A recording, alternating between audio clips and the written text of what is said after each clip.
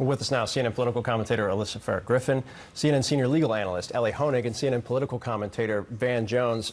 Ellie, I actually want to start with the interview from last night because it was so methodical and concise in terms of almost taking apart what we've heard from the president's lawyers up to this point. They have not presented a case. We've only seen the prosecutor's version of events in the 45-page indictment up to this point. But specifically something that Barr said on the existence of fraud. Take a listen. Here we are 2.5 years, and still they haven't come forward with any evidence. And in fact, as the indictment puts forward, you have Giuliani saying, yeah, we have a lot of theories, but we don't have any evidence. I mean, that's a pretty big admission. No evidence. They wanted to overturn the election, and they had no evidence of outcome determinative fraud. Ellie, you keyed on that. Why? So first of all, Phil, this was a fantastic interview. I stayed up way past my bedtime watching it, and I found myself actually agreeing with quite a bit of what Bill Barr said. However, if prosecutors are relying on Bill Barr as a witness, as some sort of divine messenger of truth on the issue of was there election fraud, they're going to have a big problem because, yes, Bill Barr, weeks after the election, December of 2020, did come forward publicly and say there's no evidence of fraud, and he has said that consistently since. The problem is that for months leading up to the election, he was Donald Trump's biggest cheerleader when it came to the issue of fake allegations of election fraud. He went on NPR. He said there's massive risk of election fraud here. NPR had to run it back and say, we allowed the Attorney General to tell a falsehood on our air. Bill Barr went in front of Congress in the summer of 2020, said huge risk of fraud in voting, nothing we can do to police it. He was asked, do you have any proof of that? He said, no, but I just know it is common sense. He came on our air on CNN in September of 2020. And Wolf Blitzer, rightly knowing that Bill Barr was pushing the election fraud lie, asked him, how many cases has your DOJ actually prosecuted of election fraud? And Barr hemmed and hawed. And then Barr said, well, there's one case involving 1,700 false ballots, which sounded remarkable until the next day when it came out that that case involved one ballot, one instance of election fraud. DOJ had to run a correction there. So Bill Barr has changed his tune quite a bit. He is not going to be an effective witness for prosecutors on this issue. He's trying to whitewash history, but that won't wash in court. He was behind this lie. He helped spread it during those key months leading up to the election. Van, taking aside the issues, the real issues that I think Ellie rightly brings up about Bill Barr and what he did and said before versus now, I was so struck by the fact that he really believes that Jack Smith has, quote, a lot more that's not in the indictment, specifically on Trump's state of mind, because that's the part that's the key. That's the part that's going to be hardest to prove. And Bill Barr believes that there is a lot more that's not in this indictment. Look, Bill Barr was a top cop. He's a prosecutor's prosecutor, so it makes sense that he would say that. That is the whole key. If Trump is really that dumb, then he gets a chance to walk. But if he's actually smart and he knew what he was doing, then it's a very different story. What's going on now is that you have these two narratives in the country that are basically the same narrative. The Democrats are saying the president misused his office, used the power of his office to hold on to power. That's what we're saying about Trump. But what the Republicans are saying about the Democrats, the same thing. This president is misusing his office, the Department of Justice, to knock out Donald Trump to stay in power. So we're literally in mirror world right now, where both sides have the same accusation against each other. The question you have to ask is this. If you're a parent or a grandparent, and you had a kid that was accused of cheating, and the teacher says, we have evidence that this kid was conspiring to cheat, and you say, well, Johnny, what's the truth? Well, the truth is the teacher hates me, the students are against me, the principal's an idiot, the entire Department of Education is corrupt. Who do you believe? I mean, it's a lot harder to believe. It's a lot easier to believe that Donald Trump just didn't want to leave office and was conspiring with his friends. It's a lot harder to believe what the Republicans are saying, which is the entire system, local prosecutors, state prosecutors, federal prosecutors are all conspiring against poor little Johnny. It's also a situation of show your work, right?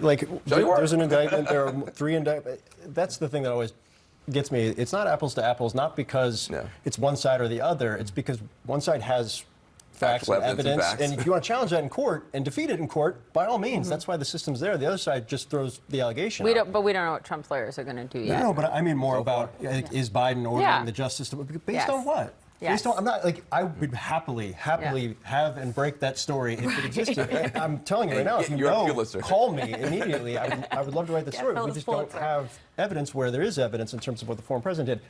I want to ask you. Actually, I want to start with this. You might have some idea of what evidence they may have in terms of what the president's mindset was, because you testified to this issue specifically. Yes. We've shown the video a number of times from it. What's your sense to Poppy's point of what more they may have? Well, I do agree with the Attorney General. I think that there's more here because I think the shakiest part of this indictment and following case is going to be the mindset and whether or not he actually believed the election. This free speech argument, I actually think is a very shallow and weak argument because you can say just about anything in this country, but it's when it gets into fraudulent behavior and conspiracy, that's actions, that's conduct, that's not about a matter of speech. But I know that Donald Trump knew that he lost the election. And what this, to Van's point, what this argument is going to rely on is, despite the overwhelming evidence, demonstrable evidence that he lost and that every reasonable person around him knew he did, he still intellectually just didn't have the capacity to understand it. This is basically going to be the Donald Trump was too stupid to know he lost argument. I think he's going to hate it when his lawyers start having to make this case. And I would keep my eye on that because there's not going to be, and there might be some fanfare of relitigating, like we want to go to these 7 states and for the 20th time see if there was fraud and if those election results could have been different. But it's ultimately going to come down to he truly believed this, even though it was untrue. Ellie, can you also explain why the argument that I just had relied on my lawyers is going to be super dicey to make in court? Because then if you got to put Trump on the stand, then you pierce attorney-client privilege. Explain that to folks. Yeah, so there is such a defense that a defendant can raise in court called advice of counsel, which is essentially, my lawyers blessed this. My lawyers told me it was okay to do this. What am I to know better than them? There is risk in making this argument, high risk. First of all, you give up the attorney-client privilege. So if Donald Trump actually makes that claim in court, all of his communications with all of his lawyers about anything become fair game for cross-examination. Donald Trump would almost certainly have to take the stand to make that defense. We can only imagine what a cross-examination of Donald Trump would look like. And it's not a free-for-all. You can't show that your lawyers gave you advice that was patently ridiculous, that nobody would have reasonably believed. So it is there as a defense avenue, but it's a really tough road to go down. I think you'd put up all those then administration lawyers, by the way, who the indictment lists out, who told him the exact opposite. Alyssa, can I ask you, your former boss, Vice President Mike, one of your former bosses was indicted. The other one was the Vice President, is at the center of that indictment. He spoke about it. He was asked about it on the campaign trail. I want to listen to this.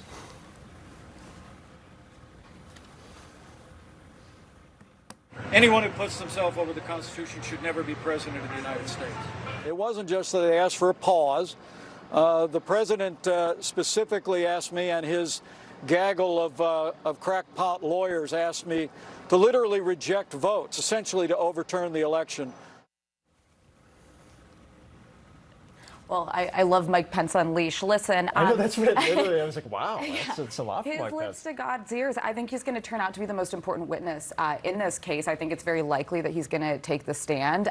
He knows better than most people because there were conversations, to the best of my knowledge, that were directly between just him and the president. No former president, no staff around. He did keep contemporaneous notes. And I applaud him for being unequivocal and telling the truth about this. When you look at the GOP field, there's really only a few who are telling the truth about what we all saw with our own eyes on January 6th and the weeks leading up to it. Van? Look, I think that guy sounds like a leader. He sounds like he's got conviction. He sounds like the guy who did stand up to Donald Trump and who did, refuse to cave in. Where has he been? Yeah, more of that, Mike. More of that. Like up until now, what you've mainly seen is just kind of hemming and hawing. It could be the fact that he doesn't have that much left to lose. He may not even make the debate stage. And I think if you're going to take a stand, today is the time to make that stand. People are paying attention now in a different way. You have these other cases up until now that maybe weren't as much a threat to the country. This is the big deal, and he's taking a big stand, and I think it's a good thing. Yeah, it'll be fascinating to watch in not just the hours ahead, but days, weeks ahead. Van Jones, Alyssa, Ellie, thanks, guys. We appreciate it.